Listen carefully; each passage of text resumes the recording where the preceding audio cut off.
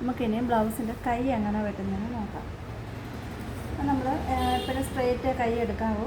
പിന്നെ ബ്ലൗസിൻ്റെ ഡിസൈന്, മോഡല് അതൊക്കെ നോക്കിയിട്ടാണ് നമ്മൾ കുറുകയൊക്കെ കൈ എടുക്കുന്നത്. പിന്നെ തുണിയുടെ കുറവ് കൂടുതൽ വരത്തില്ല, അതനുസരിച്ച് നമ്മൾ ചിലപ്പോൾ തുണി കുറവാണെങ്കിൽ ചിലപ്പോൾ കുറുകയിട്ട് വെട്ടിയാലേ തികയത്തുള്ളൂ. അങ്ങനെയാണെങ്കിൽ കുറുക എടുക്കാം. അതല്ലെങ്കിൽ ഡിസൈൻ കുറുകെ വരുന്നതെങ്കിൽ നമുക്ക് അങ്ങനെ കുറുക എടുക്കാം. അല്ലെങ്കിൽ എപ്പോഴും തുണിയുടെ സ്ട്രെയിറ്റ് അളവിൽ നമ്മൾ ഈ തേരുവളമ്പ് വരുന്നില്ലേ, അതാണ് സ്ട്രെയിറ്റ്.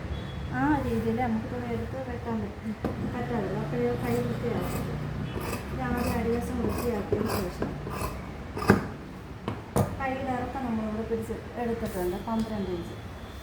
ആ 12 ഇഞ്ച് അടിയിൽ നമ്മളൊരു 1.5 ഇഞ്ച് മടക്കി എടുക്കാനാണ്. കാരണം നേരത്തെ 1/2 ഇഞ്ച് കയറ്റുമ്പോൾ അടിയിൽ 1 ഇഞ്ച് മടക്കി എടുക്കാൻ അങ്ങനെ 1.5 ഇഞ്ച് അടയാളം ചെയ്യണം. പിന്നീട് നമുക്ക് കൈയുടെ ഇറക്കം 12 ഇഞ്ച് അതും അടയാളം ചെയ്യണം. അതിനുശേഷം നമ്മൾ ഇതിപ്പോൾ ഒരു കളറുള്ള ബ്ലൗസ് ആയിരിക്കില്ല തന്നത്, അപ്പോഴത്തേക്ക് നമ്മൾ നോക്കണം. ഈ തോളിൽ നിന്ന് കൈയുടെ ഇറക്കം 12 ഇഞ്ച്, കഷക്കുഴിയുടെ ഭാഗത്ത് നിന്ന് കൈയുടെ തുമ്പിൽ വരെയുള്ള ഇറക്കം 8 ഇഞ്ച്.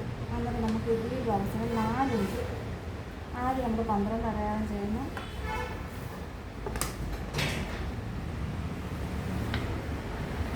ആദ്യം നമ്മൾ 12 അടയാളം ചെയ്യുന്നു. ഇപ്പുറത്ത് കൈയുടെ അടിവശത്തേക്ക് നമ്മൾ 8 ഇഞ്ച് അടയാളം ചെയ്യുന്നു.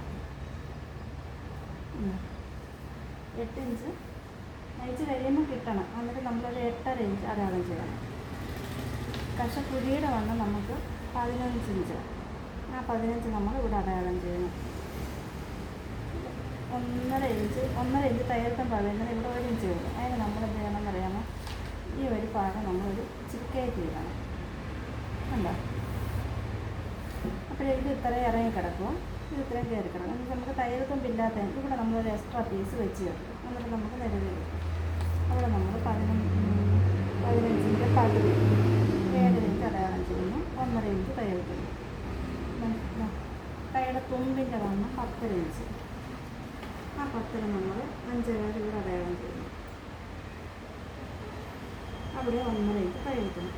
എന്നിട്ട് നമ്മൾ ഈ കൈ തുമ്പിൽ നിന്ന് റികാലിലേക്ക് നമ്മൾ അടയാളം ചെയ്യുന്നു.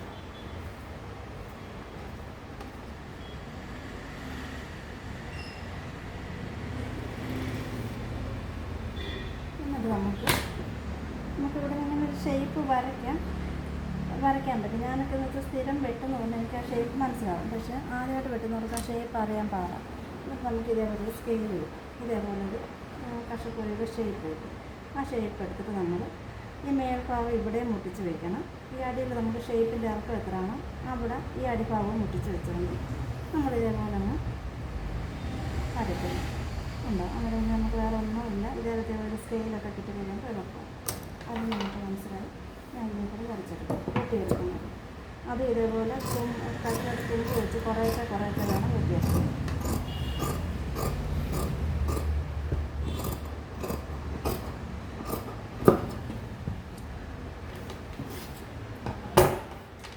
മടക്കിയെടുക്കുമ്പോൾ ഇവിടോട്ട് വണ്ണം കൂടി വരും, ഇവിടെ വണ്ണം കുറവും. എന്നിട്ട് ഇവിടെ നമ്മൾ ഇത് കറക്റ്റ് ഇങ്ങനെ വെട്ടുമ്പോൾ ഇവിടെ മടക്കി വെക്കുമ്പോൾ നമുക്കവിടെ ഏറ്റക്കുറച്ചിൽ വരും. അതിന് വേണ്ടിയിട്ട് ഇവിടെ നമ്മളൊരു ഇവിടെ ഒരു 1.5 ആണെങ്കിൽ മേലോട്ട് വരുമ്പോൾ ഒരു 1.25 വരും. ആ 1.25 നമുക്ക് താഴെ അടയാളം ചെയ്യണം. നമുക്കൊരു ചരിവ് പോലെ വരും, ഒരു ചരിഞ്ഞ ഷേപ്പ് കിട്ടും. ആ ഷേപ്പിൽ വേണം വെട്ടിയത്.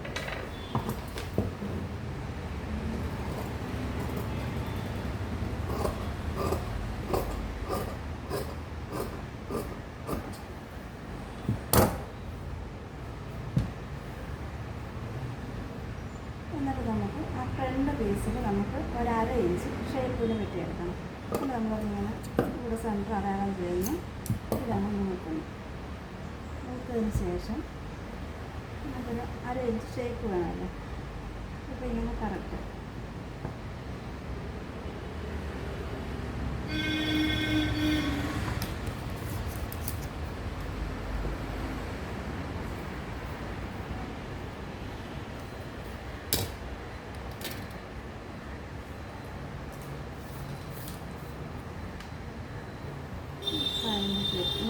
ഇവിടെ നിന്നൊരു ഇങ്ങനൊരു ഷേപ്പ്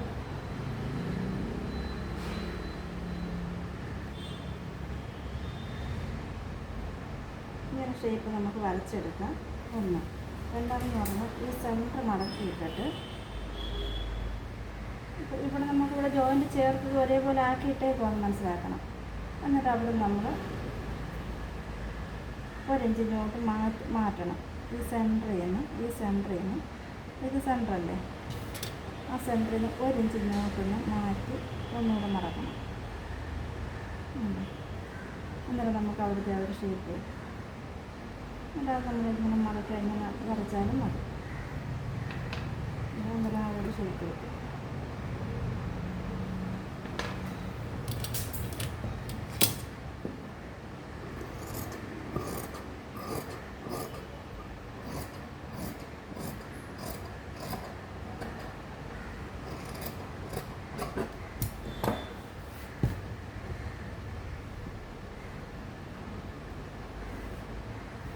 നമ്മൾ ബാക്ക് പീസും ഫ്രണ്ട് പീസും കൈയും വെട്ടി. ഇനി നമുക്ക് കട്ടിങ് വെട്ടണം. കട്ടിങ് വെട്ടുന്നതിന് നമുക്ക് പല മാർഗത്തിൽ വെട്ടാം. പക്ഷെ ഞാൻ വെട്ടുന്ന രീതി എങ്ങനെയാണെന്ന് ഞാൻ കാണിച്ചു തരാം. ഞാൻ ഫ്രണ്ട് പീസെല്ലാം തയ്ച്ചതിന് ശേഷം പിന്നെ അത് ബാക്കും ഫ്രണ്ടും കൂടെ വെച്ച് അളന്നിട്ടാണ് ഞാൻ കട്ടിങ് എടുക്കുന്നത്. അത് എന്ത് പിന്നെടുക്കാവുന്ന ഒരു പണി എന്ന് പറഞ്ഞാൽ നമ്മൾ ഈ ഒരു ഫ്രണ്ട് പീസ് വരയ്ക്കുമ്പോൾ ഇതേ ഒരു ഷേപ്പ് കിട്ടും. അതിൽ നിന്ന് 1 ഇഞ്ച് 1.25 ഇഞ്ചും കൂടെ ഇങ്ങനെ ഇറക്കി അടയാളം ചെയ്തിട്ട് ബാക്കിൻ്റെ വണ്ണം 35 ഇഞ്ച് അടയാളം ചെയ്ത് നമുക്ക് ആ 35 പിന്നെ 1.5 ഇഞ്ച് കഴുത്തും കൂടി ഇട്ടിട്ട്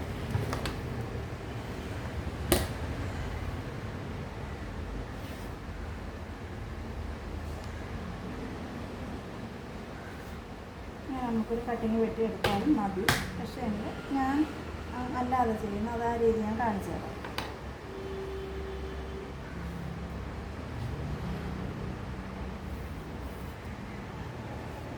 ഇത്രയും മനസ്സിലായിട്ടാണെന്ന് വിശ്വസിക്കുന്നു.